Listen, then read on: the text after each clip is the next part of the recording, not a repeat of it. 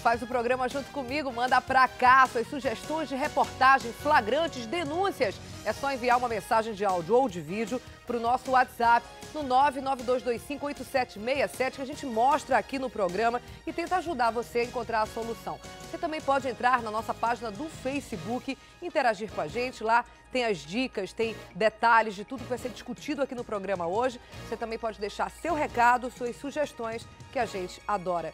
Agora a gente vai direto lá para cima, para o RC Cop. O Adeilson já está sobrevoando a cidade de Manaus na manhã dessa terça-feira e agora fala com a gente sobre trânsito, mas antes sobre tempo, né? Bom dia, Adeilson. Oi, Dani, bom dia para você, bom dia para o papai, para a mamãe, para a criançada que acompanha o Manhã no Ar todos os dias. A gente mostra neste momento aí, nas imagens do repórter cinematográfico Alex Gomes, o tempo na manhã de hoje, a temperatura média de 28 graus, a sensação térmica de 31, a possibilidade de chover 5 milímetros é de 4% e o pôr do sol está previsto para 17 horas e 54 minutos. O que nos chama a atenção, Dani, no início desta manhã de terça-feira, é exatamente esse tempo aí que o Alex Gomes mostra, ó, uma fumaça muito intensa. Inclusive, eu conversava neste momento, há mais ou menos uns 12 minutos, com o comandante Breno Colares, que está aqui do meu lado, Alex Gomes também. A gente ressaltava essa neblina de fumaça, essa cortina de fumaça que se forma, inclusive, para o lado da Zona Leste, como Alex Gomes mostra neste momento. Agora a gente dá um 360 para mostrar o lado da Zona Norte, está aí, ó, já ponto da Zona Norte da nossa cidade. E agora a gente vai girando também o nosso RC Cop para mostrar a Zona Centro-Sul e parte da Zona Centro-Oeste da nossa cidade. Está aí, ó. A Arena da Amazônia, neste momento, na Zona Centro-Sul, como a gente mostra, olha aí, ó, como é que está. Inclusive, a visibilidade, ela está bastante comprometida na manhã de hoje. Essa neblina de fumaça, vamos colocar assim, ela, inclusive, ela até prejudica a visibilidade do RC Cop, vamos colocar assim, Dani. Realmente a neblina hoje está muito forte, essa cortina de fumaça, inclusive encobrindo toda a nossa cidade, Dani. Exatamente, quando a gente vê a imagem dessa maneira, que você e o Alex estão mostrando pra gente, a gente tem a impressão que é uma questão de tempo, né? Inclusive, quando vai lá pra Zona Leste, acha até que tá meio chuvoso por lá, que é neblina. Na verdade, gente, tudo isso é fumaça. Eu acordei de madrugada, né, por volta de 3, 3h30 da manhã, para vir trabalhar. E dentro do meu quarto, olha que eu moro no 10º andar, a impressão que eu tinha é que tinha algo dentro de casa pegando fogo, cheiro forte, tudo. Fui no quarto das minhas filhas, não era. Abri as janelas, realmente, desde a madrugada, o cheiro é muito forte de fumaça na nossa cidade de Manaus. Aqui na redação, todo mundo comentou isso. Você que está assistindo a gente nesse momento deve ter tido essa sensação também. A cidade amanheceu desde as primeiras horas da madrugada e amanheceu coberta de fumaça. Para esse ponto da cidade, eu queria que você identificasse qual é. Parece que está mais aberto, né, Adeilson? Onde é que a gente está nesse ângulo da câmera, está focando que ponto da cidade? Nós estamos neste momento aí mostrando a zona leste da capital do Amazonas. Inclusive, essa cortina de fumaça aí, que realmente acomete a nossa cidade, ela encobre, diga-se de passagem, o raio do sol, né? Os raios solares na manhã desta terça-feira. É muito forte. O Alex fecha agora aí, ó, para mostrar o lado ali da Avenida Otasmirim, que é a popular grande circular. Embaixo, inclusive, ali a visibilidade não é tão considerável, não dá nem para a gente ter uma visão bem mais assim, considerável, né, da Avenida Otasmirim, até pelo fato desta fumaça que é bastante forte. Inclusive, o cheiro realmente a gente sente aqui em cima e compromete, né, comandante Breno Colares? Bom dia. Bom dia, Adeilson. Bom dia, Dani. Compromete a visibilidade, está em torno de 3 a 5 quilômetros da visibilidade aérea do RC Cop. Pois é, então só para a gente realmente confirmar, ratificar que compromete a visibilidade do RC Cop e a fumaça é muito forte mesmo ainda no início da manhã desta terça-feira. Agora a gente vai lá para baixo só para a gente mostrar o fluxo de veículos aqui na Otasmirim, a popular grande circular na zona leste da capital do Amazonas. Está aí, ó, o Alex Gomes mostra que aqui no trecho que compreende a bola do São José até a chegada aqui da bola Samsung, o trânsito é bastante intenso, o número de veículos também já é bastante considerável, mas até que está fluindo. Dá para quando tu sai da Zona Leste pegar este trecho aqui, até aqui a bola da Samsung, como a gente já mostra, até porque aqui para baixo, para quem entra na Avenida Buriti em direção ao distrito, o fluxo de veículos já fica bem melhor na manhã desta terça-feira. Dani. Obrigada, Deilson, e a participação especial do comandante Breno, que é importante, inclusive, né? A gente falando aí de visibilidade do RC Coop, isso é um assunto que interessa a todo mundo que vai, de alguma maneira, pegar avião de grande porte ou de pequeno porte. Logo agora de manhã cedo na cidade de Manaus, a visibilidade é baixa para quem vai pegar algum transporte aéreo por conta aí dessa cortina de fumaça que encobre a nossa cidade. Daqui a pouco eu volto com você, Deus, falando sobre trânsito, que a gente vai continuar nesse assunto agora da fumaça. A preocupação com o aumento do número de queimadas fez com que a Prefeitura criasse ontem uma força-tarefa para traçar estratégias de combate a incêndios na nossa cidade. O trabalho vai ser feito em parceria com o Corpo de Bombeiros, tendo aí como meta principal a prevenção. Vamos ver. Os dados são preocupantes. O levantamento do Corpo de Bombeiros mostrou que o número de queimadas em vegetação nos últimos 8 meses já é 40% maior do que no mesmo período do ano passado. De janeiro a agosto de 2014, foram registrados 119 incêndios em matas. Este ano, esse número subiu para 172. Só no período de 1º a 17 de setembro, foram 112 ocorrências, a maioria entre 11 da manhã e 6 horas da tarde. Para se ter uma ideia, só no mês de agosto deste ano foram registrados 121 incêndios em vegetação. No mesmo mês do ano passado, os números não chegaram a 70, um aumento de quase 100% e uma preocupação a mais para os órgãos de segurança e principalmente de saúde. Por conta da fuligem, da fumaça, né, causa problemas respiratórios na população, principalmente nas crianças. Então, nós temos essa preocupação para que haja prevenção, que a população tenha consciência que, nesse momento de baixa umidade, né, o calor muito alto, isso causa um problema muito grande se houver queimadas, né? Para combater a prática das queimadas, a Prefeitura criou uma força-tarefa que envolve secretarias municipais e estaduais. O foco será na prevenção. As ações serão estendidas até as escolas e a Secretaria de Meio Ambiente também vai intensificar a fiscalização. E a gente continua com esse assunto aí das queimadas, da fumaça que hoje encobre a nossa cidade na manhã dessa terça-feira. A gente conversa agora com a repórter Thea Morel, que está ao vivo com o coronel Fernando Farias, secretário da Casa Militar, que está aí à frente dos trabalhos dessa força-tarefa que a gente acabou de mostrar na matéria da Samira. Bom dia, Thea. Bom dia, secretário. O que está acontecendo hoje na cidade? O que pode ser feito? Como é que a gente pode ajudar nessa força-tarefa?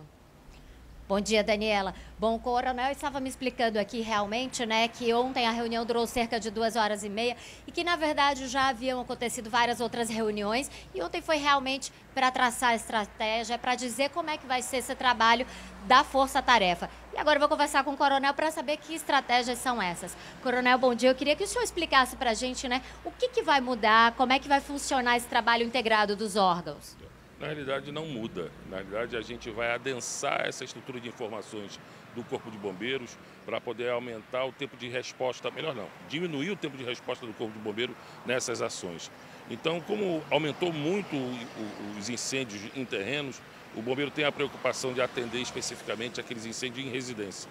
E por conta dessa elevação gigantesca, né, de focos de incêndio, e tivemos lá no Nova Floresta um incêndio de grandes proporções, o Corpo de Bombeiros, muito preocupado, em reunião com a gente, pediu que a gente poderia ajudar, e então a razão da criação dessa força-tarefa com as várias secretarias e também para coibir, através das suas ações de notificação para terrenos baldios, que conta cheio de mato, e a gente criou vetores geográficos onde estão acontecendo essas ocorrências com informações baseadas no Corpo de Bombeiros.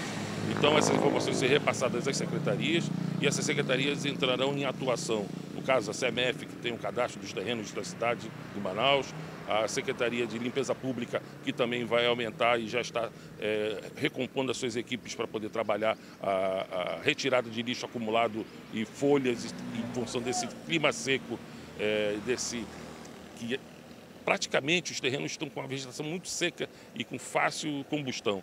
Então, por conta disso, a gente também pediu nessa reunião também que as secretarias intensificassem a divulgação nas mídias sociais, a imprensa, a conscientização da população acerca de evitar a queima de lixo em terreno ou qualquer tipo de foco de incêndio. Às vezes até é simples, é pouquinho, mas a vegetação está seca, né? O vento começa a se fazer presente na cidade, as chuvas, e vem a previsão, até com a informação não oficial ainda do CPRM, mas ainda, na pior das hipóteses, ainda teremos em torno de 45 dias de seca ainda, ou seja, a previsão de início de chuvas efetivamente na cidade a partir da segunda quinzena de novembro nesse ano ainda. Então, praticamente ainda tem um longo período e é preocupante essas queimadas que estão acontecendo espontâneas, que são por combustão, ou criminais ou até incidentais, como tem acontecido. Então, Daniela, para a gente explicar, né, o Corpo de Bombeiros vai atuar mais naqueles incêndios de grande porte, como aquele que a gente mostrou na semana passada no Manhã no Ar, né? E a Prefeitura vai atuar nessa prevenção, principalmente nos terrenos. De prático, Coronel, eu queria que o senhor explicasse assim, essa questão dos terrenos. Vai existir aquela fiscalização dos terrenos baldios, multa para quem realmente não tomar conta do terreno? Porque o plano diretor exige que o dono mantenha o terreno limpo, né? Inclusive, nós temos uma dificuldade porque a Prefeitura, na sua ação, tem uma dificuldade porque ela apresenta, quando identifica o proprietário do terreno, ela notifica. Então tem um prazo para informar e nós estamos aqui com 45 dias de dificuldade para poder apresentar esse cronograma de ação da Prefeitura e acaba sendo moroso. E a gente até na próxima reunião, que estamos esperando ver se marca ainda até sexta-feira ou na segunda-feira da semana que vem, o convite de órgãos como o Ministério Público, a Vara do Meio Ambiente, que é importante para poder sermos mais duros na cobrança contra essas pessoas que possuem esses terrenos e não cuidam deles. E também que queima lixo no quintal, né, que é uma prática muito comum aqui em Manaus e que realmente não é uma boa prática. Daniela? Antes de encerrar, até, eu queria perguntar para o Coronel, como faz para fazer, Coronel, alguma denúncia? Por exemplo, um terreno perto da minha casa, ele está com essas características que o senhor falou, muito seco, com lixo. Eu sei que tem um vizinho ou outro que costuma tocar fogo.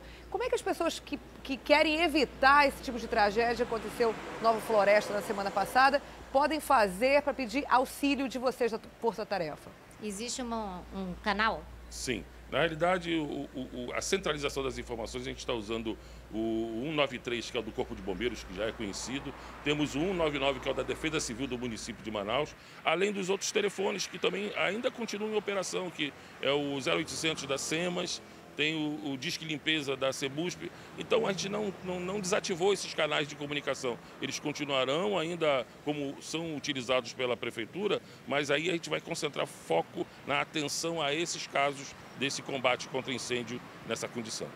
E as informações vão ser compartilhadas. Tá bom, obrigada, Thea Morel. Daqui a pouco eu volto contigo. Obrigada também ao Coronel Fernando da Casa Militar. Daqui a pouco, então, volto com a Thea. Obrigada, Coronel.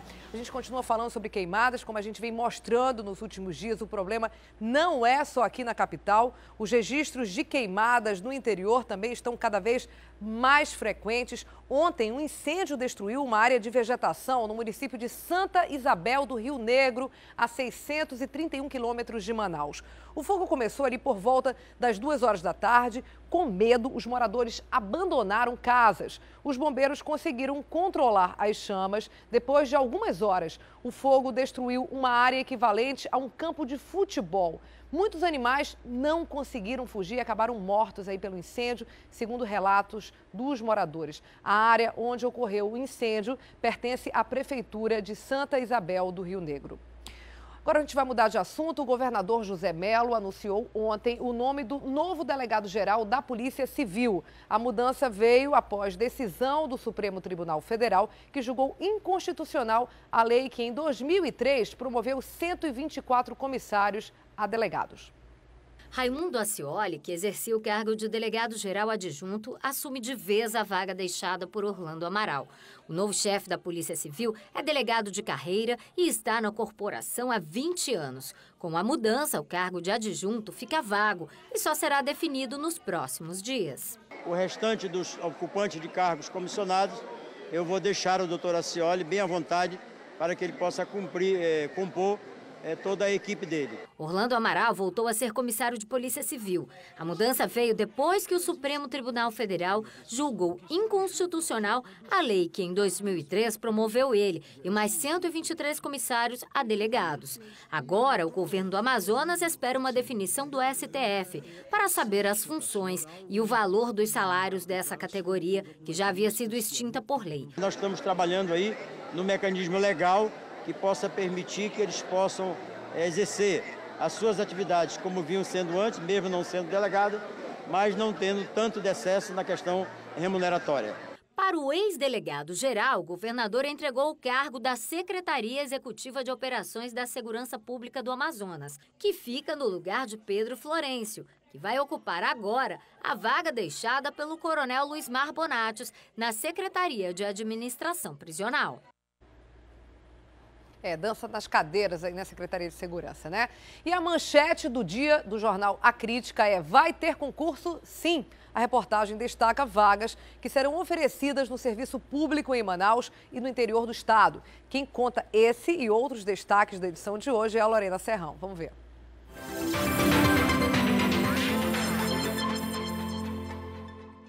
Bom dia a todos que acompanham o Manhã no Ar. Daniela, para a alegria dos concurseiros de plantão e daqueles que procuram uma oportunidade de emprego no serviço público, vai ter concurso público sim aqui no Amazonas. E a lista de oportunidades você confere na edição de hoje do Jornal A Crítica. Há vagas para a capital e para o interior do estado. Em ano de crise, está todo mundo procurando estabilidade e o serviço público é uma chance de alcançar isso. A gente também mostra hoje que a previsão dos especialistas para 2016 é que o Amazonas registre novamente uma seca histórica. A tendência é que a vazante fique entre as 5 maiores dos últimos 5 anos.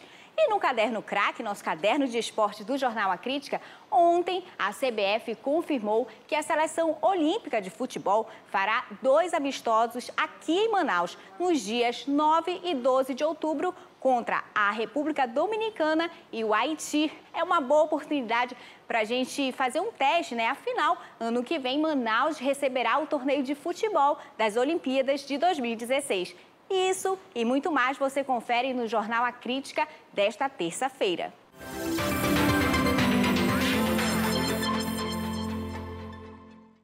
Que já está nas bancas e nos jornaleiros, né? Você também pode receber aí o Jornal A Crítica na sua casa, direto no seu trabalho, fazendo assinatura pelo 3643-1010.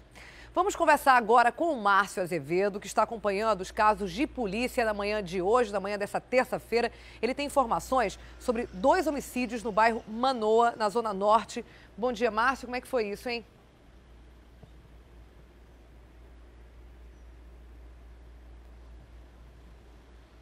Bom dia, Dani.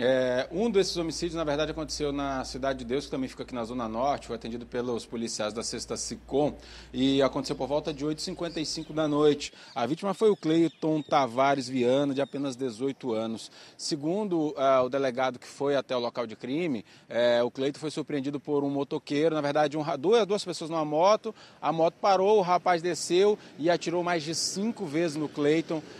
O Cleiton não tinha passagem pelo sistema, pela Justiça amazonense, mas segundo o delegado, o que não configura que ele não tenha participação em crime, né? Apesar da idade, pela característica do crime, ele teria algum tipo de envolvimento, principalmente com o tráfico de drogas. Isso foi o que disse lá o delegado plantonista do 6º DIP. O crime em que nós estamos, no local de crime que nós estamos aqui, foi no Manoa. Esse aqui foi um pouquinho antes do assassinato lá da Cidade de Deus. Lá foi 8h55, aqui onde nós estamos o crime foi 8h30. E a vítima também não tinha passagem pelo Tribunal de Justiça do Amazonas. Aqui na morte aqui do Manoa, a vítima foi o Elderson Pinto dos Santos, tinha 26 anos. O Elderson era aquela espécie de faz-tudo, segundo os familiares, com quem conversamos lá no Instituto Médico Legal. legal. A família dá uma versão para a história e aqui no local que a gente soube foi outra história. A versão da família é o seguinte: o Elderson jogava bola nessa quadra aqui que fica na Rua 5, entre a Rua 5 e a Rua São João, aqui no Manoa. Depois que terminou a partida de futebol, se dirigia para casa e ao chegar nesse ponto aqui, foi surpreendido por um homem armado que atirou nele pelo menos 5 vezes. Segundo a família, testemunhas disseram que o atirador chegou a olhar para o corpo, botou a mão na cabeça como uma menção de que tivesse atirado na pessoa errada. Essa é a versão que a família nos contou lá no Instituto Médico Legal com base em testemunhas. Mas agora pela manhã, aqui quando a gente chegou, um rapaz veio conversar conosco e contou uma outra versão. O rapaz estava sentado bem aqui nesse banco da praça e viu tudo como aconteceu. Ele disse que a vítima, o Elderson, na verdade costumava ficar aqui e ele acredita que o Elderson tinha envolvimento com tráfico de drogas, porque ele sempre estava rodeado de gente aqui e comprando e vendendo alguma coisa dele. Foi o que ele nos contou.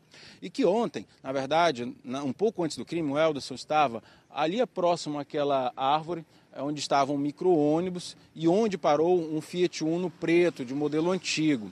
E que foi de lá que o Elderson saiu correndo, sendo perseguido pelo homem armado, que do meio do caminho já atirou 2 vezes, não conseguiu atingir o Elderson, mas o terceiro tiro atingiu sim, ele caiu aqui, e aí o atirador chegou, encostou a arma bem na cabeça do Elderson e deu mais 3 tiros. Aí, em seguida, vasculhou o bolso dele, pegou carteira, documentos, todos os pertences, correu lá para a Rua 5, entrou no veículo e foi embora. Então são 2 versões, mas que acabam combinando com a morte desse rapaz. O delegado plantonista do 6º DIP também disse que, pelo que ele apurou aqui, o Elderson foi morto realmente por problemas com o tráfico de drogas, o que bate com a versão dessa testemunha que conversou conosco, mas não quis gravar a entrevista, obviamente, aqui, e que presenciou esse assassinato aqui no final da Rua 5, no Conjunto Manoa. Essas 2 mortes, então, da noite de ontem, segundo o delegado plantonista do 6º Distrito Integrado de Polícia, teriam motivação o tráfico de drogas. São 2 crimes que vão cair nas mãos aí dos investigadores da Delegacia de Homicídios e Sequestros para trazer o esclarecimento sobre mais essas 2 mortes na nossa capital, Dani. Seja qual for a versão, né, Márcio? É uma tragédia realmente para a família. Rapaz jovem desse, morto, assassinado, 2 crimes hoje no Manoa, nessa madrugada. Obrigada, Márcio Azevedo, pelas informações de polícia aqui no Manhã no Ar. Vai mudar de assunto de novo. Ontem, o Tribunal Regional Eleitoral julgou a denúncia de uso de policiais militares e equipamentos da PM na campanha para governo. Pela maioria dos votos, a decisão foi que a denúncia não tinha potencial para caçar um mandato de governador. Mas José Melo foi condenado a pagar multa por utilização indevida de imagens nas eleições. Vamos ver a reportagem. R$25 mil. É esse o valor da multa que o governador José Melo e o vice dele, Henrique Oliveira, devem pagar cada um por usarem imagens de policiais durante a campanha do ano passado.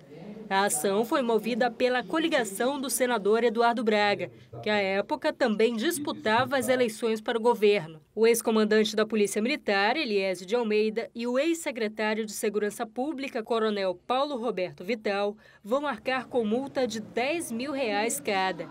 A decisão saiu depois de quase 2 meses de julgamento no TRE. Nós tivemos aí 5 votos, ou seja, uma maioria ressonante do tribunal, afastando a cassação do governador José Melo. Quanto à questão da multa, eu acho que isso a gente ainda vai analisar se cabe recorrer, né? E nós vamos, muito provavelmente, apresentar um recurso, porque a gente espera, né, ao final, modificar o entendimento do tribunal para que, da mesma forma como a segunda ação foi julgada, a primeira também seja julgada totalmente improcedente. O senador Omar Aziz foi julgado pelo mesmo motivo. Mas, no caso dele, as imagens teriam sido reaproveitadas de outro material publicitário feito antes das eleições. A Corte entendeu que não ficou comprovada nenhuma das condutas vedadas que foram imputadas pela coligação Renovação e Experiência. Esses 22 segundos de imagens eram de onde? Essas imagens, na verdade, eram imagens antigas que foram aproveitadas na propaganda eleitoral. Portanto, por essa razão é que ficou demonstrado que não foi utilizado nenhum servidor público e nenhum bem público para essa propaganda. No caso de Omar Aziz, a representação foi julgada improcedente por unanimidade. O Tribunal de Contas do Estado notificou o ex-presidente da Assembleia Legislativa e atual deputado Ricardo Nicolau a devolver mais de 6 milhões de reais aos cofres públicos. Boa parte desse valor é referente ao superfaturamento, seria referente ao superfaturamento das obras do edifício Garagem. A repórter Samira Benoliel tem mais detalhes para a gente. As justificativas apresentadas pelo deputado Ricardo Nicolau anteriormente, por meio de um laudo feito por engenheiros da Universidade Federal do Amazonas, não foram suficientes para convencer a Corte do Tribunal de Contas do Estado. Por isso, no relatório emitido no dia 6 de agosto pelo TCE, o ex-presidente da Assembleia Legislativa é notificado a devolver 6,4 milhões aos cofres públicos de 5 contratos referentes à prestação de contas da gestão de 2012. Desse valor, 5,5 milhões são referentes ao suposto superfaturamento das obras do edifício Garagem da Assembleia. As análises dos técnicos do tribunal mostram que a construção do edifício Garagem tem itens superfaturados do alicerce ao teto. Foram encontradas diferenças significativas de preço de equipamentos e serviços, como o valor pago no transporte e alimentação dos operários. O deputado Ricardo Nicolau tinha 15 dias para apresentar uma defesa, mas disse que a assessoria jurídica dele ainda está preparando e que a obra não tem irregularidades. Depois que apresentar a defesa, o TCE ainda vai analisar todo o processo, mas não existe um prazo para julgamento. Vamos ver como é que está o trânsito nessa terça-feira na cidade de Manaus. A gente já falou com o Adeilson, agora ele volta com a gente, agora no Manhã no Ar, novamente. A gente está na Zona Norte, é isso, Adeilson? Perfeitamente. Cruzamento aqui da Zona Norte com a Zona Centro-Sul da nossa cidade. O Alex Gomes mostra aí o elevado, Dani, que liga a Max Teixeira, a estrada da Cidade Nova, a Torquato Tapajós. O trânsito está tranquilinho.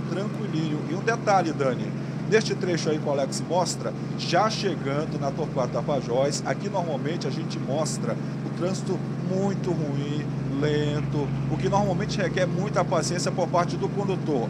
Agora, a gente também fala, Dani, com Wilson Lima, simultaneamente na Rádio Acrítica. Inclusive, a gente ressalta mais uma vez que este trecho aqui, ó, saindo da Max Teixeira, pegando aqui a Torquato Tapajós, normalmente a gente mostra um trânsito bastante complicado, intenso, principalmente até aqui próximo ao Santos Dumont, a Secretaria de Segurança Pública. Mas o comandante Breno está dando aí uma rolagem para a gente mostrar que o trânsito hoje está tranquilinho, muito bom mesmo. Para quem sai da Zona Norte neste momento, quem está se preparando para sair, pode pegar a Max Teixeira e a Torquato Tapajós, que vai pegar o trânsito muito bom, inclusive até a Secretaria de Segurança Pública. Depois da Secretaria de Segurança Pública, o trânsito fica um pouquinho mais lento, mais fluindo. E a gente chama a atenção, quem sai da Torquato Tapajós é melhor seguir pela Constantino Neri, porque pela Maripiranga Monteiro e pela Djalma Batista, o trânsito está bastante complicado. Mas na Torquato Tapajós, o trânsito está lento depois da Secretaria de Segurança Pública. Mas é uma boa opção, sim, para quem sai da Cidade Nova, aqui pela Torquato Tapajós. Dani e Wilson Lima. Então é só uma questão de ter paciência, mas o caminho, não tem caminho alternativo nesse caso não, né, Adeilson? O melhor caminho é seguir o de sempre, pegar então a Maripiranga mesmo? Quem sai da Torquato Tapajós, a gente sugere, o Alex mostra agora neste momento, Dani, o elevado aqui de Flores. A gente observa que quando o condutor sai da Torquato Tapajós, aqui pela Constantino Neri, tem uma lentidão até próximo aqui ao cruzamento com a Lores Cordovil, aqui na chegada da Arena da Amazônia. O trânsito já fica até bem melhor em direção ao centro pela Constantino Neri. Agora vamos mostrar o outro lado ali, Alex, para a gente mostrar Maripiranga Monteiro a Recife. O Alex fecha ali, ó, para mostrar a subida do viaduto Ayrton Senna. Ou seja, se a gente comparar a Maripiranga Monteiro, principalmente a partir do viaduto Ayrton Senna, que antecede a Assembleia Legislativa, a Constantino Neri é a melhor opção para quem sai da Torquato Tapajós em direção ao centro da nossa cidade, como o Alex mostra neste momento, ponto principalmente em frente à Arena da Amazônia. A Dani e o Wilson Lima. Agora eu entendi realmente. A Constantino, para quem consegue ver a imagem, está assistindo a gente pela TV, a gente está na rádio também agora, né? A Constantino realmente ela está liberada, a gente vê que flui bem. ao contrário da Mariupiranga, que está completamente parada ali em cima do viaduto. Realmente está bem difícil o trânsito na manhã dessa terça-feira, então a opção é Constantino, sem dúvida nenhuma. Obrigada, Deilson. Daqui a pouco eu volto com você. Porque agora a gente vai exatamente para lá, para o estúdio da Rádio A Crítica, conversar com o Wilson Lima, que também está ao vivo no A Crítica Notícia pela 93.1 e agora fala com a gente aqui no Manhã no Ar. Bom dia, Wilson, tudo bom? Bom dia, Daniela, tudo bem? Vamos falar aí de vazante? Vamos nessa. Inclusive, eu estou aqui com o site portodemanaus.com aberto, que mostra a régua do rio, né? Há uma medição diária e a gente pode observar aí, eu não sei se tem como mostrar para a gente aí também, não? Olha aí, pode subindo, vai subindo aí só para a gente ter ideia do quanto vazou nos últimos dias, até o dia 22 de setembro, ela vinha num ritmo, a vazante vinha num ritmo de 15 centímetros por dia, dia 23, 16, aí foi subindo 17, 19 e de antes de ontem para ontem, o rio baixou 20 centímetros. E com esse sol forte, pode ser que nós tenhamos um período de seca muito intenso. Exemplo das últimas 5 secas aqui na Amazônia, que foram secas realmente muito complicadas, né? Muitos prejuízos para o morador do interior, para o agricultor. Só que isso vai depender muito do famoso El Niño, que é o aquecimento das águas do Pacífico. E é difícil prever, né, o que de fato vai acontecer, Daniela Sayag, uma vez que, por exemplo, nós estamos enfrentando aqui um período de sol muito forte e nós tivemos recorde de temperatura recentemente, inclusive tivemos aí o dia mais quente dos últimos 90 anos, por exemplo, e ninguém havia previsto que isso aconteceria. Não significa que nós vamos ter uma seca intensa, mas tudo indica que precisamos ficar atentos, né, a essa situação aí da descida do rio. E aí pode ser que aconteça agora no ano de 2015 uma coisa meio inusitada. A gente sabe que tradicionalmente quando a cheia é grande, que foi o caso agora de 2015, normalmente a vazante não é grande, né? Porque a água demora muito a descer e aí ela acaba não sendo, a gente não chega a ter a chamada estiagem. Logo depois ela começa a subir de novo, fazendo o ciclo das águas, né? A dança das águas da nossa região tão conhecida. Agora, pelo que tem, inclusive hoje tem uma reportagem no Jornal A Crítica que fala sobre esse assunto também, ali na seção de meio ambiente, pode ser que por conta dessa associação com o fenômeno El Niño, acabe havendo o inusitado de ter uma grande cheia e uma grande seca, o que é extremamente penoso para os nossos irmãos ribeirinhos, né? Mal se recuperam aí de ter água dentro de casa, logo depois, alguns meses depois, já tem que penar bastante, os rios secam, né? Fica aquele filete de água em muitas regiões e aí tem que andar por aquelas praias extensas, quer dizer, que isso, se Deus quiser, não aconteça. Agora, 20 centímetros descendo o Rio Negro em um dia apenas, ainda no mês de setembro, é realmente alarmante. É muita coisa.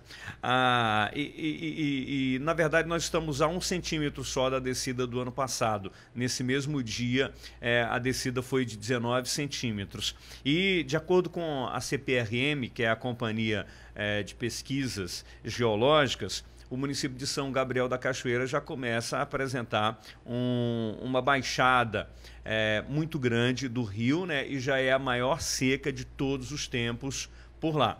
Um indicativo de que isso pode acontecer no resto do estado.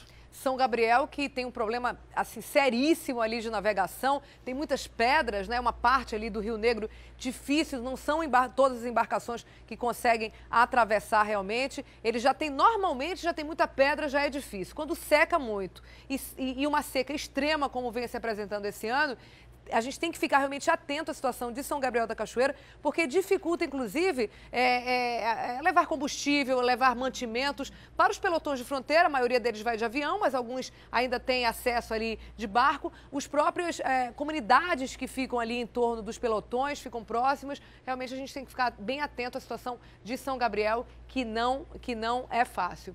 Mas ali mesmo só o prático, né, Daniela Sayag? Tem que conhecer muito. A pessoa que conhece muito, conhece ali os canais, os furos, para poder navegar. Tem que conhecer muito mesmo. Mais algum assunto, Wilson? Sim, a gente vai falar sobre as inscrições para o SIS, que é o Sistema de Ingresso Seriado, e também do vestibular da Universidade Estadual do Amazonas. São 4.605 vagas e as inscrições terminam amanhã. Elas são feitas exclusivamente pela internet. São feitas pelo site uea.edu.br.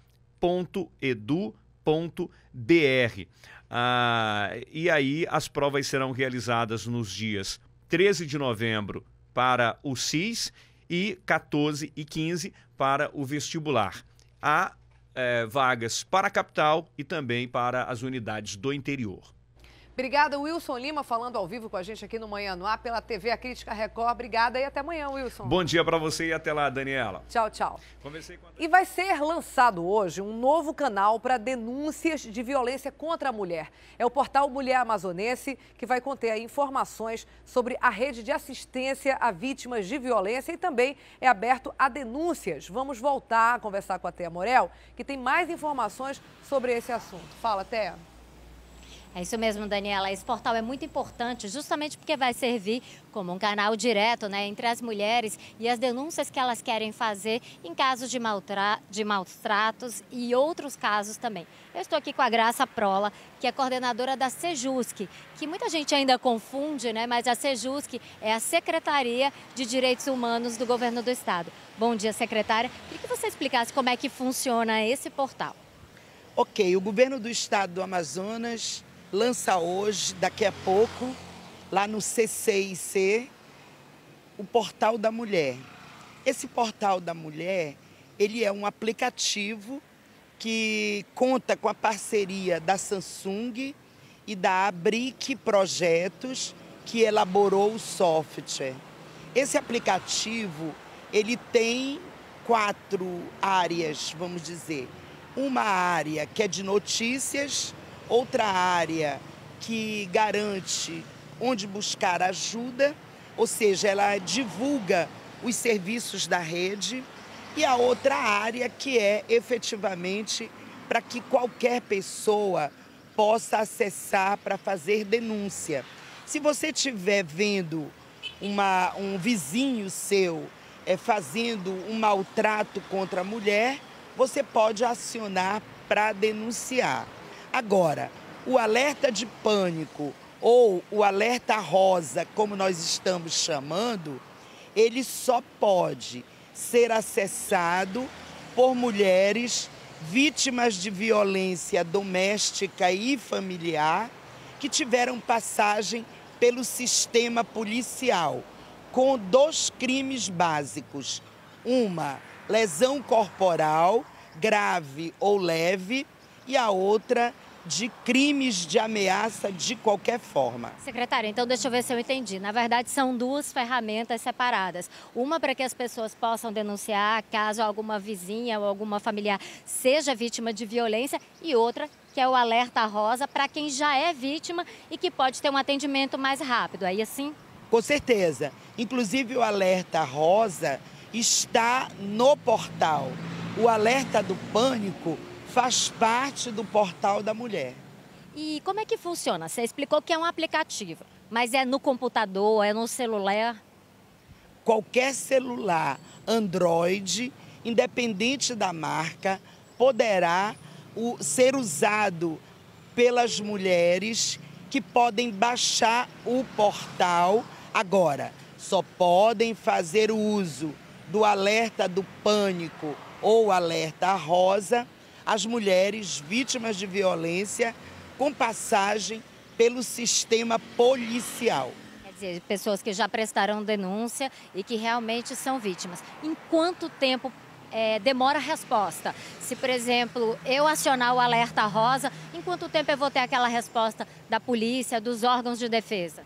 Olha, a nossa simulação, ou seja, o teste que foi feito, ele garante o atendimento em até 3 minutos. Por quê? Porque vai para o telefone que está localizado lá no CCICC. Esse telefone aciona imediatamente qualquer viatura da Ronda Maria da Penha ou da Ronda no Bairro mais próxima daquela localidade, até porque nós temos o sistema também de georreferenciamento.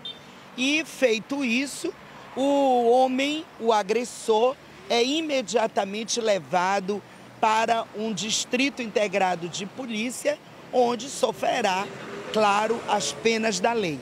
Daniela, essa é mais uma ferramenta, né? A gente sabe que algumas mulheres já contam ali com o serviço de tornozeleira, né? O marido, o agressor tem a tornozeleira que, se chegar perto da mulher, é acionado pela polícia. E agora a gente tem o alerta rosa. Obrigada, Thea Morel. Obrigada, doutora Graça Prola, pela atuação sempre efetiva aí, cuidando das pessoas que, infelizmente, hoje ainda nossa cidade, nosso país, de modo geral, continuam sofrendo essa violência bárbara, que é a violência dentro de casa, que escraviza não só uma violência física, mas emocional também, porque geralmente vem associada a uma dependência econômica e emocional do seu agressor. Obrigada, doutora Graça, e a gente está sempre à disposição aqui para divulgar assuntos importantes de interesse público como esse. Obrigada, Thea. Valeu, até amanhã. Nós recebemos um vídeo de um telespectador através do WhatsApp do Manhã no Ar, que mostra a situação de quem precisava de atendimento no Hospital e Pronto-Socorro João Lúcio. Esse vídeo foi gravado ontem à noite. Segundo a denúncia, chegou um momento em que cinco viaturas estavam simplesmente paradas na porta do hospital, impossibilitadas de sair para outros chamados, porque as macas serviam de leitos, olha aí, leitos para os pacientes. É um problema antigo, a gente já mostrou, inclusive, aqui no Manhã no Ar, mas, infelizmente, continua acontecendo. O vídeo mostra ainda corredores lotados com pacientes recebendo atendimento de forma precária em macas, cadeiras e até no chão. Se você reparar bem aí, ó, embaixo das macas, olha só as imagens, essas macas improvisadas no corredor, há pessoas deitadas, cobertas com lençóis, seriam acompanhantes dos pacientes. E aí, se não há lugar para os doentes, né, imagina para quem está acompanhando. Um verdadeiro absurdo que isso aconteça ainda na nossa cidade. E nós, lógico, né, ligamos agora no início da manhã para a assessoria da Secretaria de Saúde, mas ainda não conseguimos contato. E se você também quiser mostrar imagens, fazer denúncias aqui no programa, manda mensagem para o 992258767, que é o nosso número de WhatsApp, aparece aí na tela. E você pode ter essas imagens aqui mostradas no programa e a gente procura tentar, através da denúncia, achar uma solução. O assunto agora é mercado de trabalho. Como nós mostramos ontem, Manaus está entre as 10 cidades do país que mais demitiram no mês de agosto. O número de desempregados preocupa, né? Principalmente porque a gente sabe que há poucas vagas aí abertas no mercado diante dessa situação econômica. E é nessas horas que um bom currículo pode fazer toda a diferença, como você vê agora na reportagem que a gente preparou para você. Jones está sem trabalhar há 5 meses. Tem cursos e experiência, mas não encontra vaga. O pessoal estão dando muita conta, né? As empresas aí, entendeu? Aí é muita gente concorrendo, aí fica mais difícil, entendeu? Mesmo tendo qualificação assim, entendeu? E ele está certo. De acordo com os dados do Cadastro Geral de Empregados e Desempregados do Brasil, o Amazonas perdeu quase 2.000 vagas formais só no mês de agosto. E na maioria dos casos, outras vagas não foram abertas. Em Manaus, a oferta reduziu em 40%. Aqui no Cine nós temos 96 vagas, onde elas estão mais voltadas para a área de prestação de serviço, vendas, construção civil. Então, vagas mesmo com possibilidade de entrar no mercado, assim, para a indústria onde se procura mais aqui, infelizmente não há. E é aí que aumenta a competitividade. E um currículo pode fazer toda a diferença. Você tem bastante experiência, né? Pois é, eu trabalhei na área de agente de portaria, tenho vigilante, auxiliar de produção, conferente, tudo eu tenho. No jornal fala que aqui tem vaga, né? A gente chega aqui e não encontra, eu estou aqui desde 4 horas. Em cozinha do distrito eu já trabalhei em 2 empresas, então eu já tenho na minha carteira, eles pedem essa qualificação na carteira. Mesmo com todo esse respaldo no currículo, eles continuam desempregados. Essa psicóloga especialista em recursos humanos explica que a ansiedade, o desespero em voltar logo ao mercado, acaba prejudicando. O currículo ele é a primeira entrada em qualquer empresa. Uma foto, Uma foto pode desqualificar, de repente uma foto mal tirada, com um fundo não muito agradável. Falta de objetivo. As pessoas hoje enviam currículos para vagas que não têm a ver com seus perfis e acabam não colocando para que elas querem. Por isso, ela recomenda que depois de definir os objetivos, é preciso preparar um currículo sucinto, apenas com informações necessárias. O ideal seria iniciar realmente com os dados pessoais. Então, nome completo, data de nascimento não é obrigatório, mas pode ser interessante, dependendo do perfil da vaga que está sendo solicitado. Telefone, de preferência telefones que o RH consiga entrar em contato diretamente com a pessoa. E dando sequência, você coloca as experiências, o tempo que você passou em cada empresa, em sequência, os cursos que você já fez para aprimorar esses conhecimentos, quais suas habilidades diferenciais. Isso pode ser complementado no currículo. Agora vamos voltar lá para cima, vamos para o RC Cop, que está sobrevoando outro ponto da cidade. Onde é que a gente está nesse momento, Adeilson Albuquerque? Neste momento, Dani, nós estamos mostrando o Terminal 4 na zona leste da capital do Amazonas. Nós saímos da Noel Núteos, ali pela Cidade Nova, até mesmo para ver se a gente encontra algum flagrante para orientar da melhor forma possível o condutor. Mas não encontramos. Um trânsito muito bom para quem sai da Cidade Nova pela Max Teixeira, Noel Núteos também. Passamos aí pela Camapuã. Chegamos agora neste momento aqui na Bola do Produtor, na zona leste da capital do Amazonas. Como o Alex mostra neste momento, o nosso repórter cinematográfico, o trânsito por aqui também continua bastante tranquilinho na manhã desta terça-feira. O sol já começa a querer mandar os seus raios para a gente, mas a fumaça continua bastante intensa ainda, principalmente na zona leste da capital do Amazonas. Mais uma vez o Alex agora sobe para mostrar um pouco o sol aqui da zona leste da nossa cidade. O sol já começa a sair, mas aquela fumaça, né, aquela cortina também, principalmente, mais uma vez, na zona leste da nossa cidade. Dani. 7 horas e 16 minutos, a gente vê realmente que é uma cena inusitada. Normalmente, né, ou neblina ou essa fumaça, ela fica mais concentrada, estacionada, como os meteorologistas costumam falar, em cima da cidade, nas primeiras horas da manhã, por uma questão de massa térmica, de ventos, enfim, mas questões técnicas. Agora já são 7 horas e 16 minutos, quase 7h17 agora, e a gente ainda tem bastante fumaça, sobretudo na zona leste da cidade. Diga, Deilson. Inclusive, o comandante Breno nos chama a atenção aqui para um foco, inclusive, de fumaça ali, bastante intenso. A gente observa, o Alex vai tentar mostrar aqui no 360 do comandante Breno Colares, porque venta muito, inclusive, venta bastante, principalmente aqui na Zona Leste. Nós estamos sobrevoando o Jorge Teixeira agora. A gente mostra ali no fundinho, não sei se está visível aí, mas a gente vai tentar se aproximar um pouco mais para tentar observar um foco de incêndio, fumaça bastante forte ali no lado aqui da Zona Leste da nossa cidade, tá bom, Dani? A gente consegue ver bem no centro do vídeo, quando estava a imagem fechada. Agora o Alex teve que abrir de novo, porque, como o Adeilson falou, o vento é forte, balança muito. Quanto mais a gente fecha a imagem, mais balançado fica. Mas olha, é importante mesmo aí, balançadinho por causa do vento, a gente vê que tem um foco de incêndio. A gente vem falando ao longo do programa, inclusive sobre a força-tarefa montada pela Prefeitura com o Corpo de Bombeiros para tentar coibir situações como essa. O terreno muitas vezes baldio, com lixo, com folha seca, e nessa época do ano essa combinação pode ser fatal, pode acabar em tragédia, como aconteceu na semana passada, inclusive na Nova Floresta. Adeilson, obrigada, vocês continuam acompanhando então, qualquer coisa você chama a gente, se tiver algum flagrante, algo excepcional. Por hoje é só, a gente agradece a participação do RC Cop e a gente volta com vocês amanhã. Em nome de toda a nossa equipe, um abraço forte e até amanhã, Dani. Até lá, se Deus quiser.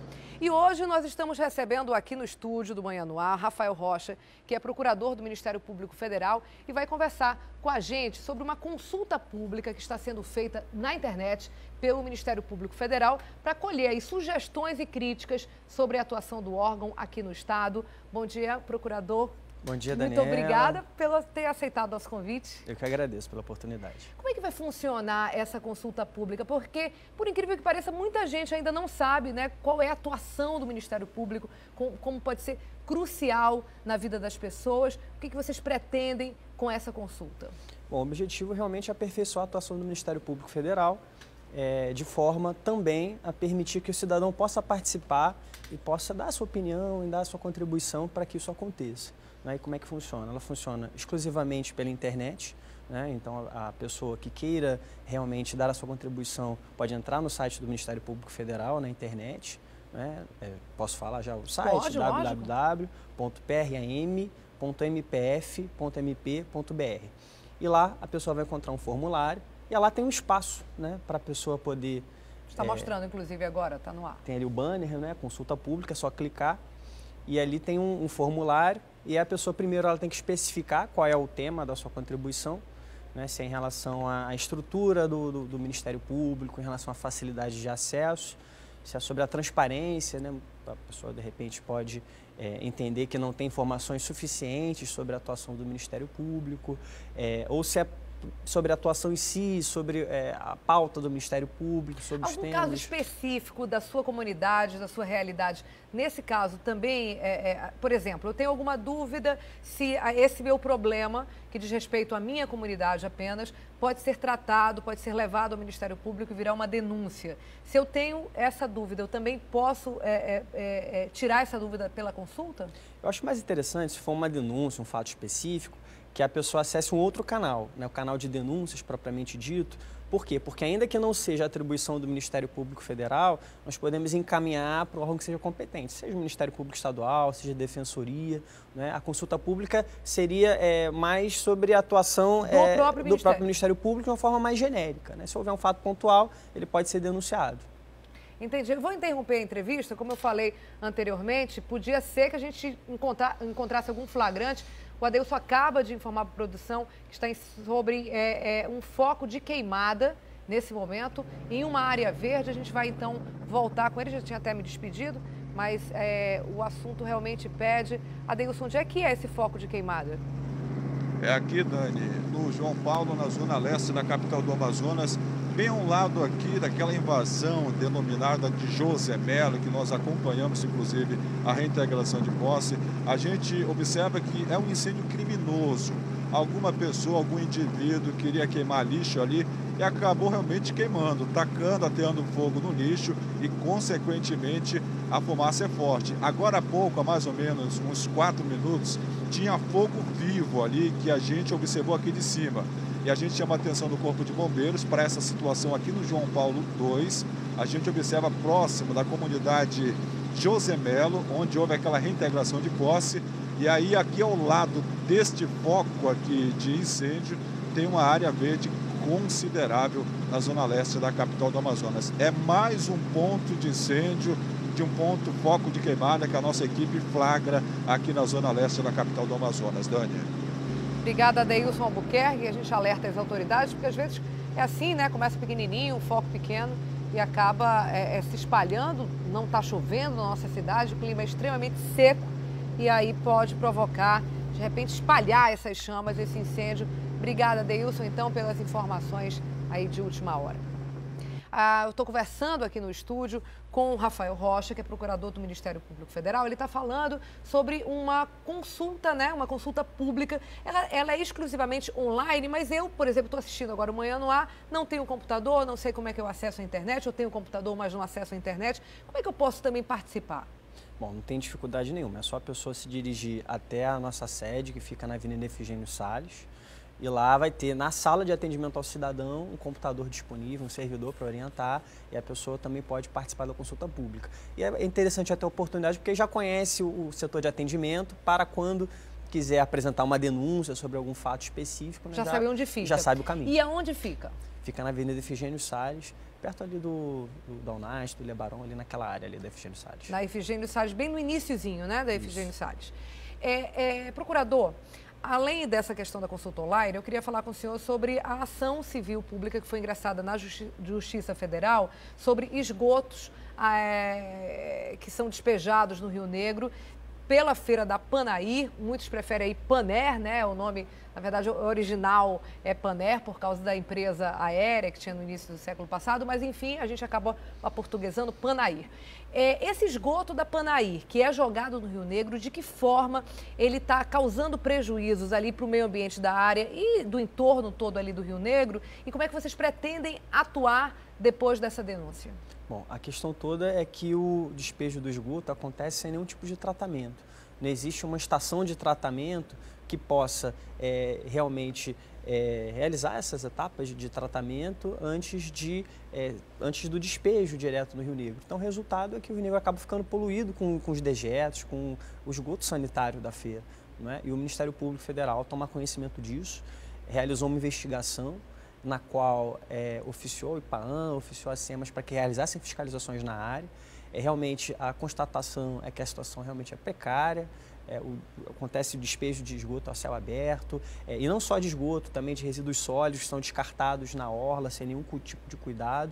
Então, por conta dessa situação, o Ministério Público Federal ajuizou uma ação contra o município de Manaus por entender que é responsabilidade da Secretaria de Feiras e Mercados criar uma estrutura adequada para o funcionamento da feira. Então, a ação não é contra os feirantes, e sim contra o poder público municipal para que crie uma estrutura adequada para o funcionamento da feira. E essa estrutura depende necessariamente de uma estação de tratamento dos efluentes. Para denúncias como essa, que às vezes a gente diz respeito à vida de todos nós, às vezes a gente nem sabe, né? Isso é do Ministério Público Federal ou não. Então, no caso como esse, de diretamente tratar aí de meio ambiente, a pessoas que têm denúncia como essa, como devem proceder, hein, procurador? Procura como? O próprio site onde tem a consulta pública serve também para se fazer denúncias? Bom, funciona assim. Tem várias opções para o cidadão apresentar sua denúncia. Se quiser apresentar pela internet, no próprio site que eu falei inicialmente, né, www.prm.mpf.br, tem o link para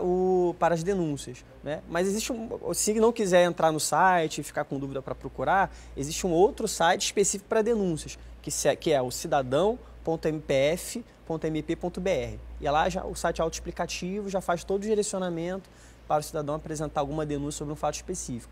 Mas essa não é a única forma. Ele pode comparecer na nossa sede, que fica no anexo, para fazer a denúncia, né, diretamente ao servidor, que vai reduzir a termo, que vai colocar por escrito, encaminhar para o procurador competente. Ou então a própria pessoa já pode redigir no computador a sua própria denúncia, a sua representação e dar entrada em qualquer uma das sedes, né, seja no Aleixo ou na sede nova que fica na Efigênio Salles. Então, existem diferentes formas. Ou pode telefonar também para relatar alguma coisa. Para a gente encerrar a entrevista, eu queria que o senhor falasse sobre essa assinatura que o Ministério Público Federal está colhendo em todo o país para a revisão de algumas leis. Como é que funciona e quem quiser participar, como é que faz?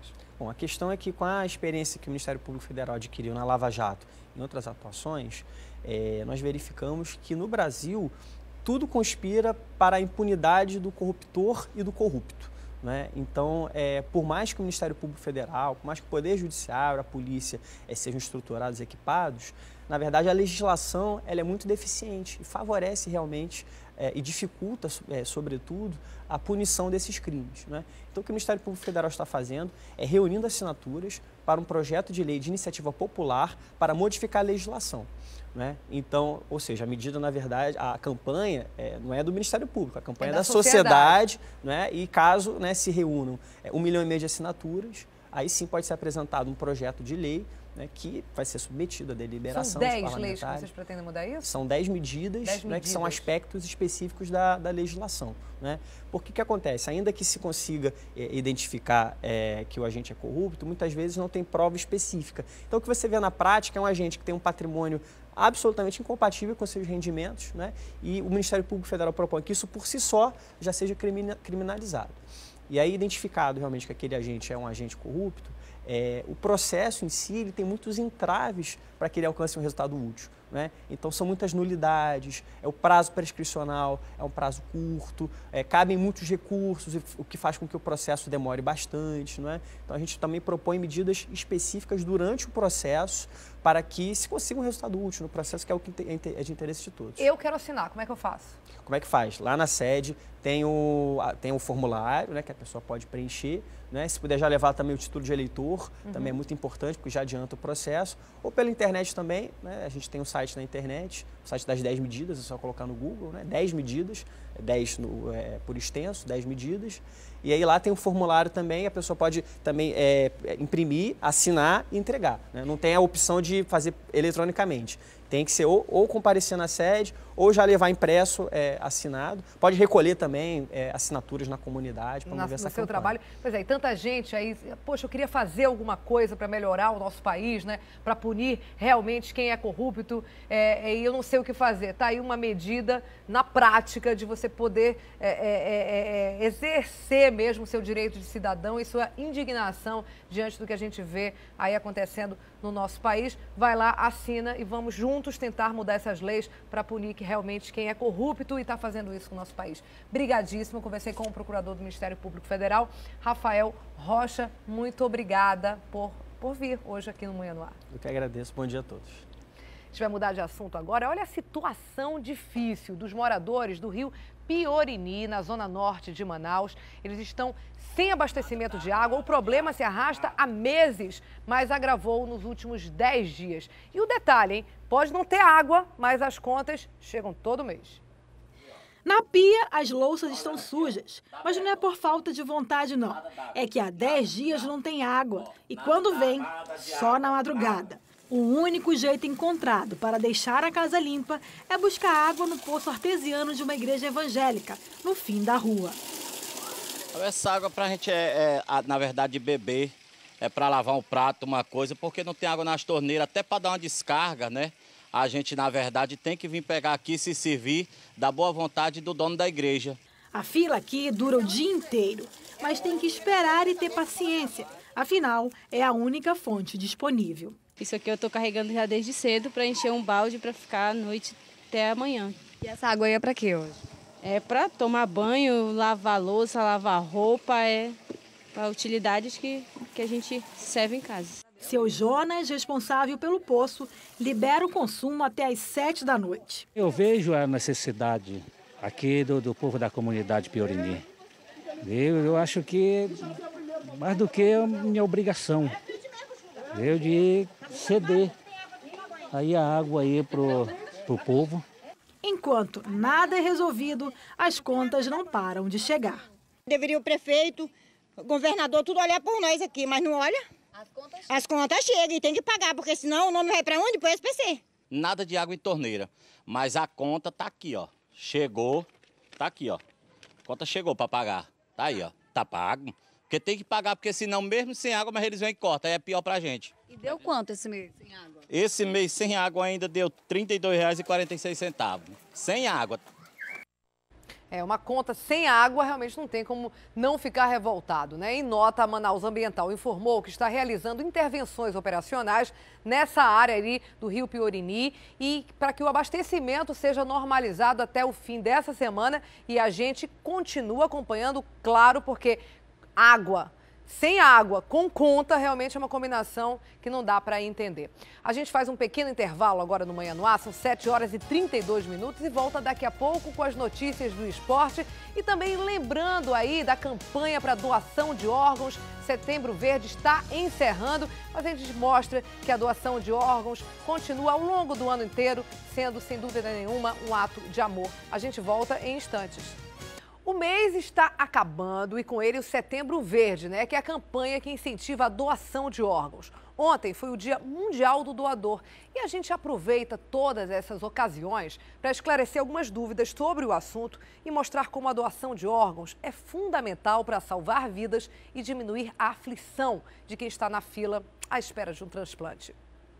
Beber água, um hábito comum na vida de qualquer pessoa. Mas nem sempre foi assim para o seu Luiz. Por muito tempo, ele passou boa parte do dia na cama, que hoje ele arruma sem dificuldades. Há 8 anos, os rins dele pararam. Ele foi afastado do emprego e começou a fazer sessões de 4 horas de hemodiálise 3 vezes por semana. É cruel.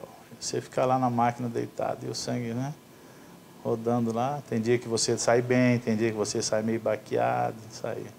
É um processamento... Às vezes tem pessoa, como diz outro, se dá bem com a máquina. Tem uns que não... Às vezes com uma semana falece. No ano passado, seu Luiz conseguiu um doador compatível, Mas essa sorte é para poucos. Hoje, em todo o Amazonas, mais de 580 pessoas esperam por um órgão. A retirada dos órgãos para a doação é feita apenas após a confirmação da morte encefálica e a autorização da família. Quem recebe esses órgãos são pacientes inscritos aqui no Adriano Jorge. Atualmente, o Sistema Público de Saúde faz o transplante de rim, córneas e de fígado. Mas para ser doadora tem outros exames que antecedem isso, além da compatibilidade genética, é o cruzamento para saber quem pode receber, que é o tamanho da caixa torácica, do abdômen, a parte laboratorial mesmo, a parte hemodinâmica, dos sinais vitais da pessoa que está falecida, né? Então tem vários critérios que para se realmente validar uma doação de órgãos. Desde 2002, já foram feitos no Amazonas aproximadamente 360 transplantes de rins, mais de 1.300 de córneas e 7 de fígado. O seu Jairo espera ser o 8º a receber um novo fígado. Ele tem cirrose medicamentosa desde 2007 e até agora não conseguiu um doador. Ele produziu até um filme caseiro na tentativa de estimular as pessoas a doarem.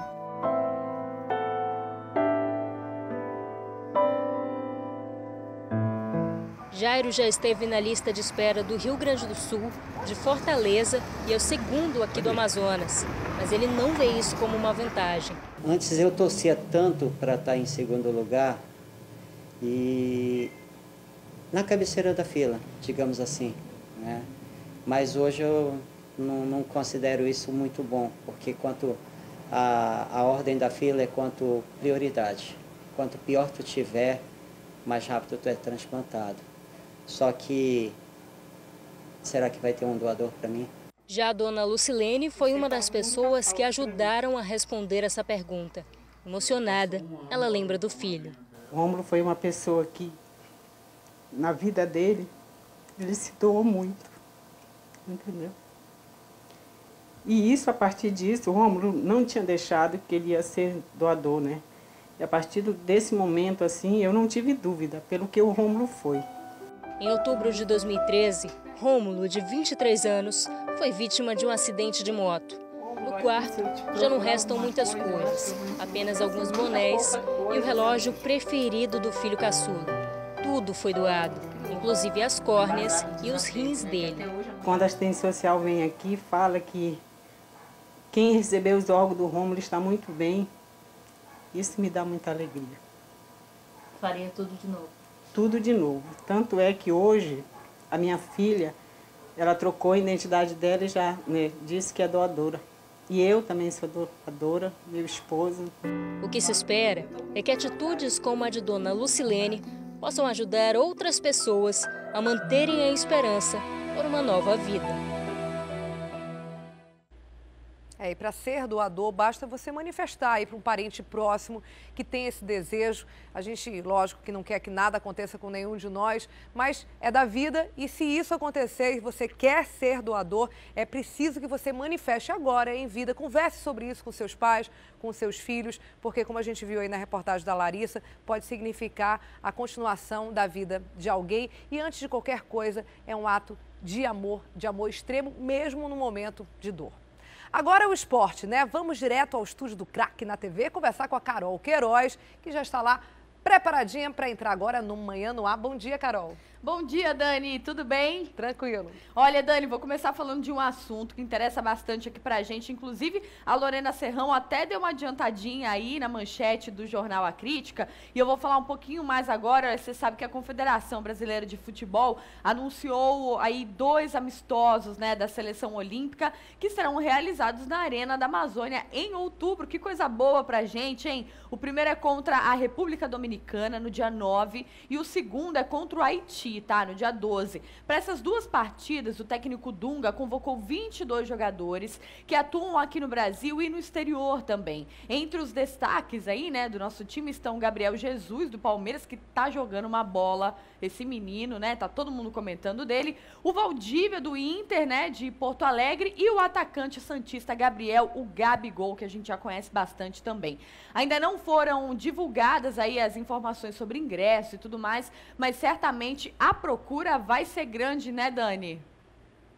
Com certeza, né? Eu já fiquei assim, quando eu soube da notícia, eu falei, ai, quero ir. Até porque, para pessoas assim que necessariamente não acompanham o futebol, qualquer jogo da seleção, seja principal, seja sub-20, e poder ser na nossa Arena da Amazônia é sempre um motivo de festa. Já né? é um evento, Já né, é um Dani? evento, reunir a família, aquele clima todo ali de torcer pelo Brasil. Agora, sem dúvida nenhuma, é fundamental para a gente testar, né? Acabar, que faz tempo, né? Que teve a Olimpíada, perdão, a Copa do Mundo já tem 1 ano e 3 meses. Existe ali, as pessoas estão treinadas, mas precisam estar sempre em treinamento. E a gente vai receber jogos da Olimpíada ano que vem. É importante que tenha esses jogos preparatórios para a cidade também, né, Carol? Justamente, é isso que eu ia falar, uma preparação para a cidade e para os atletas, né? Esses amistosos, então a gente que vai receber aí os jogos das Olimpíadas, a gente vai começar a sentir esse clima aí com a nossa seleção olímpica jogando aqui em casa. Tem matéria no portal A Crítica, tem matéria no jornal também, então para todo mundo ficar inteirado aí sobre esses jogos, esses amistosos que vão acontecer aqui pra gente, tá? E bom, Dani, olha, a Copa Amazonas, hein, tá chegando e a preparação dos times continua. Hoje a gente traz aqui a preparação do terceiro clube, tá? O Operário, que aposta aí numa mistura, né, de experiência e juventude para chegar ao título. Vamos ver. O time começou a treinar segunda-feira, mas parece que os jogadores já se conhecem há bastante tempo. O clima leve e descontraído faz com que os jogadores que acabaram de chegar se sintam em casa. É o caso de Anderson e André, que estavam no Náutico de Roraima. Dá pra sentir em casa sim, porque a gente foi recebido com braços abertos aqui pelo pessoal do Operário, né? O pessoal aqui, o clima aqui é bem parecido com o de Roraima, aí dá pra ficar em casa sim. Graças a Deus a chegada foi boa, o grupo recebeu a gente de braços abertos. Vim fazer o mesmo trabalho que eu vinha fazendo lá no Náutico, para ajudar a equipe o máximo a chegar à final e quem sabe ser campeão. Assim como outros times que vão participar da Copa Amazonas, o elenco do Operário é formado por jogadores da base e outros mais experientes. E nesse caso, chutar experiência com juventude pode ser positivo. É importante, né, a gente ter essa mescla aí com jogadores novos. Eu fico feliz por estar no meio deles. Uma competição diferente, né, onde dá uma vaga para a Copa Verde. A gente não vai ser diferente dos outros, a gente vai estar trabalhando forte para que a gente possa chegar na estreia e estrear bem. Trabalho é a palavra de ordem por aqui. Para Fininho, que busca espaço no time titular, esse é o segredo. Trabalhando firme, forte aí, para conseguir os resultados, né? Grupo bom e vamos para chegar. Até a estreia na Copa Amazonas, no dia 10 de outubro, contra o Manaus Futebol Clube, muita coisa pode acontecer. O segredo é continuar trabalhando. Sabemos que é um campeonato difícil, que é um campeonato curto, nós temos que ter inteligência, né? Porque em 2 jogos nós não pode ficar fora do nosso objetivo, que é conquistar essa vaga. Tá certo, então. Olha, a gente vai continuar aí trazendo, né, as informações da Copa Amazonas, né, que garante vaga, a segunda vaga para a Copa Verde do ano que vem, já que a primeira já é do Nacional, que foi campeão estadual. E, bom, o assunto do momento é o calor que está fazendo na nossa cidade, né? As altas temperaturas de Manaus têm trazido complicações também às aulas de educação física dos estudantes da rede pública, como nós, inclusive, mostramos no programa, né? Alguns desistiram da atividade, outros improvisaram para evitar o calor. E uma escola municipal decidiu fazer os exercícios físicos dentro da própria sala de aula, viu? Com um calor acima dos 38 graus, fazer educação física se tornou um problema. Ficou difícil convencer essa turminha a enfrentar mais esse desafio nas aulas. Tem algumas escolas que têm feito uma adaptação, desenvolvendo as atividades dentro da sala de aula, trabalhando as modalidades esportivas com menor impacto. E aproveitando, claro, o ar-condicionado. Sim, sem dúvida. Nessa escola municipal, na Compensa, a atividade física só dentro da sala com ar-condicionado. É melhor brincar aqui, fazer a educação física aqui ou lá fora? Aqui. Por quê? Porque aqui lá fora tá muito quente. Mas a mudança não parou por aí. A diretora da escola também pediu a ajuda dos pais dos alunos para garantir sempre uma água gelada nos bebedouros. Fechamos os pais trazerem as garrafas PET, a escola enche, se faz gelo, forma gelo na escola. Quando é de manhã, se coloca 20 barras de gelo dentro do bebedouro e a água fica direto geladinha. Mas nem todos os alunos da rede pública conseguiram esse privilégio. Na maioria das escolas do estado e do município, a mudança ficou mesmo no horário das aulas de educação física e principalmente no tipo de atividade. Nós passamos a introduzir o yoga, a parte do pilates também, questão de correção postural, alongamento, a importância da postura correta. Então a gente passou a inserir essas atividades mais light devido à intensidade do calor, certo? E também porque questão de conhecimento da parte deles também. Eu acho que até que demorou, né, Carol? Porque a gente já vem enfrentando esse calorzão aí pelo menos há uns 30 dias, né? Que bom que mesmo já do meio para o final desse calor intenso, dessa fase, desse período de calor intenso, pelo menos foi tomada uma atitude em relação à educação física, né? Pois é, e se adaptando, né, como pode aí, né, Dani? Você viu a professora, que legal, né, até colocando outras atividades aí para as crianças, mas algo um pouco mais, assim, de relaxamento, uma coisa mais tranquila, porque você imagina a criançada ali ficar correndo e tal, nesse calor realmente tá demais, é arriscado até passar mal, enfim. E a ideia do bebedouro ali, né? Muito legal, do gelo, né? Colocando gelo Sempre e tal. dá pra dar um jeitinho. Pois é, e como eu falei, vai se ajustando assim pra gente ir driblando esse calor como pode, porque tá quente demais, né, Dani? Inclusive, o secretário da Casa Militar acabou de dizer aqui mais cedo no programa que pelo menos são 45 dias ainda, as previsões que eles estão trabalhando na Força Tarefa ali, 45 dias, pelo menos até meados de novembro, de calor intenso. Então, realmente é muito penoso. A gente vem mostrando ao longo do programa dessa semana, dos programas da semana passada, dessa semana, o que fazer ali para adaptar a sua casa, seus animais, enfim. A gente tem que tentar sobreviver aí, pelo menos até a primeira quinzena de novembro, Carol. Ô Dani, vale sempre lembrar, né, já que a gente está falando disso, que nesse calor, hidratação, gente. Isso. Vamos beber muito líquido, que é o mais importante, né? Verdade. Água, suco, enfim, qualquer líquido já ajuda. Agora, Dani, vamos mudar um pouquinho de assunto. A professora até falou ainda na matéria agora sobre Pilates, a gente vai falar sobre Pilates também, viu? Uma técnica alemã de condicionamento físico que tem mudado a vida de vários idosos. Segundo os especialistas, a atividade é capaz de tratar doenças e até aumentar a disposição. Estica daqui, flexiona de lá. Quem vê a dona Raimunda se alongando desse jeito, nem imagina que antes os mais simples movimentos eram bem difíceis para ela, que tem 2 hérnias de disco e um desvio na coluna. Ia ao médico, tomava remédio, mas não adiantava. Aí quando eu passei a começar a fazer o Pilates, eu fui sentir melhor. Hoje eu consigo fazer todos os exercícios. A mudança veio por meio das aulas de Pilates, um sistema completo de exercícios criado em 1920 pelo alemão Joseph Pilates. O método se destaca pela integração do corpo, mente e espírito. É considerado por especialistas como o mais eficiente condicionamento físico da atualidade. O Pilates ele é recomendado para todos os níveis de idade, né, para todas as faixas etárias, desde as crianças até os idosos, né, e os exercícios são feitos de acordo com a necessidade dele, né. Se ele tem dificuldade para levantar, a gente já sabe em que ponto que a gente tem que ir para tentar melhorar essa condição. Então, assim, quem estiver interessado, quem tiver com vontade de experimentar, é uma boa opção. Aqui no Parque Municipal do Idoso, no bairro Nossa Senhora das Graças, o serviço é gratuito para pessoas acima de 50 anos e funciona de manhã e à tarde. Mas, para praticar o Pilates, é preciso antes uma autorização médica. Depois, é só aproveitar os benefícios.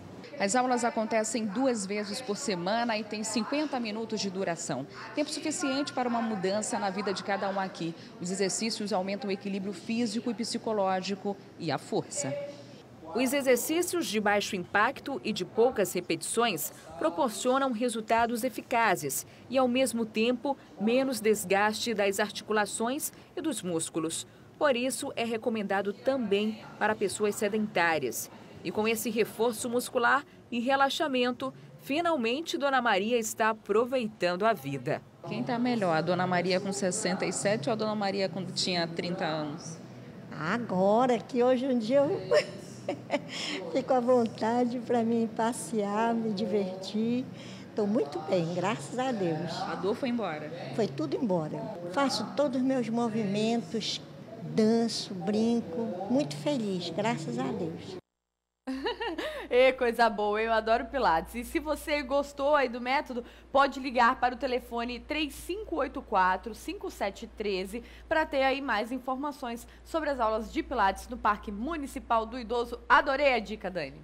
Verdade, verdade. Às vezes a pessoa não sabe como fazer, tá aí a dica da Carol Queiroz. É isso mesmo. Bom, vou ficando por aqui. Amanhã tem mais esporte aqui no Manhã no Ar, tá bom? Valeu, Carol. Beijo. Até amanhã. Boa terça pra você. Obrigada. As noites de quarta-feira da Record ficarão mais saborosas a partir de amanhã, quando estreia a primeira temporada do reality Batalha dos Confeiteiros Brasil. Vamos ver. Começa na quarta-feira, 30 de setembro, às 10h15 da noite, a Batalha dos Confeiteiros Brasil, com Buddy Valastro. Celebridades vão ajudar nas avaliações. O melhor entre os 14 participantes vai comandar a primeira filial da rede do norte-americano Buddy Valastro na América Latina. Um reality delicioso, não dá pra perder não, hein? Por hoje a gente fica por aqui, são 7h54, agradecendo muitíssimo a sua companhia e lembrando que agora tem Fala Brasil, depois, hoje em dia, às 11 Magazine, meio-dia, Alô Amazonas, aqui na Crítica Record. E a gente se vê, eu e você, amanhã às 6h30. Até lá, tchau, tchau.